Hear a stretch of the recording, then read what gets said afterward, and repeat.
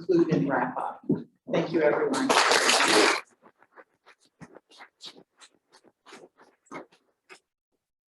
Thank you, Dr. Weiber, and thank you to all our great speakers for bringing this global perspective that is definitely gets added more enrichment to what we learned in the first session.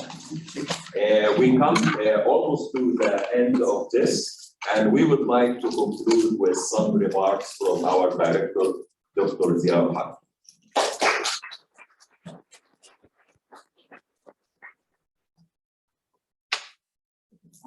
Thank you, Amar.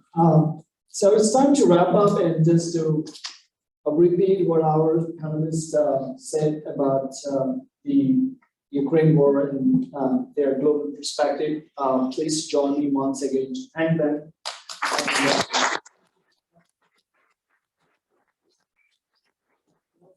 Our wonderful moderator, Dr. Dave Sean and Professor Dana Weimer, for conducting the session. So the brutal war in Ukraine is a strong reminder that it's easy to start a war and difficult to manage. And you can see the fallout. Russia never thought that the idea was they would take out Kyiv within a week and then declare some kind of victory and then say negotiate a great bargain with the West to get some kind of buffer or other arrangements. We don't know, but it didn't happen. And we're at a dangerous stage of escalation. And our panelists, Dr. Anna Wahid, explained from a very Eurasian perspective to understand the Russian stake in it, and the provided explanation why Russia's obsession with Ukraine, especially their imperial vision to create the old lost Soviet empire. Dr. Sorensen also brought a very interesting perspective from India, how India especially navigated this complex geopolitical reality, proactive neutrality, and also the tensions of the volunteers, how they're joining and changing the nature of the war, international war, especially interstate war. And also from an African perspective, Professor Mahari Marrow explained the critical dependence of fertilizers in wheat from this region that's very happening, and how the complex to how the African countries kind of struggling to respond to this complex world. And also we learned from our Latin American expert, Dr. Sanch Borgo, explained this, how Latin American regimes and countries see this as a kind of revival of Cold War, and how this respond, and complicated respond to this war. And finally, we also learned one significant aspect of our, sometimes we ignore the environmental cost. Sometimes war has definitely psychological costs, material costs. And Dr. Muras from Ukraine, he explained this environmental damages, the destruction of habitats, the water pollution, nuclear contamination in Ukraine. So, and also we learned from our Cecilia, I'm sorry, Cecilia could join us today in person, but she gave a very pessimistic view of what's happening, how we abandon it, like how these two tides sometimes shift in relation to demonization, somehow hurt our enemies. So we're kind of stuck in a really dark reality, like you're against us or you're with us, this sort of mentality, so something that doesn't help us.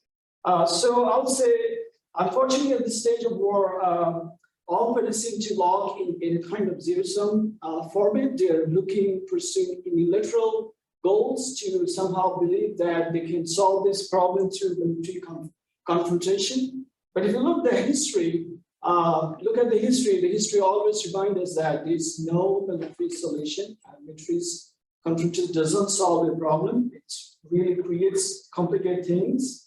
The relative peace that we achieve through military struggle, sometimes fragile, maybe a decade, 2 decades, and after this kind of sort of revive again.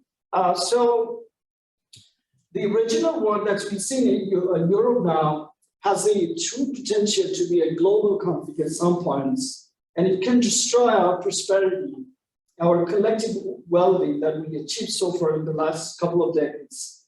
I would say let's give peace a chance, and I hope our leaders will think about, kind of being creative and also find a solution and somehow negotiate and end this conflict. With that, Sivan, I would like to thank everybody out there for joining us.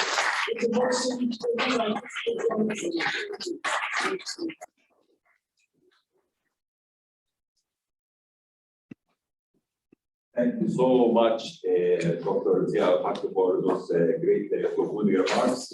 And before we conclude, we just have something from Caitlin and Emilia. So please come here.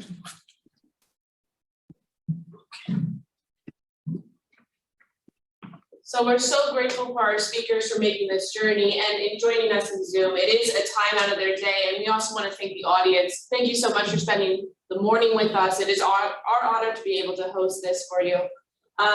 We have a small thank you for our guests. We have a small thank you being sent on its way for our guests online. But also, if you would like access to the PowerPoint presentations, all the data that was presented today and that we have online, please feel free to contact me or one of my colleagues, and we'll make sure to get that to you. Thank you so much again.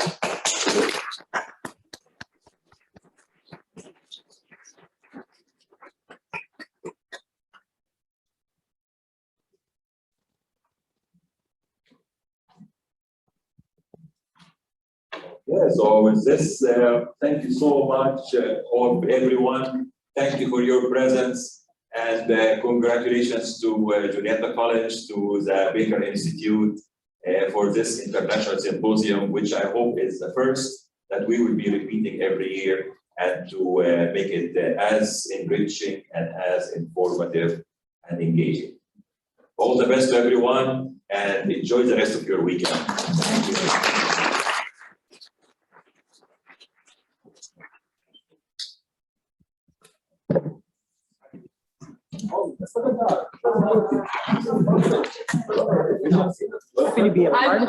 Thank you. Oh my goodness. Yeah, we could figure it out. You're welcome. No, it's love. I'm trying to.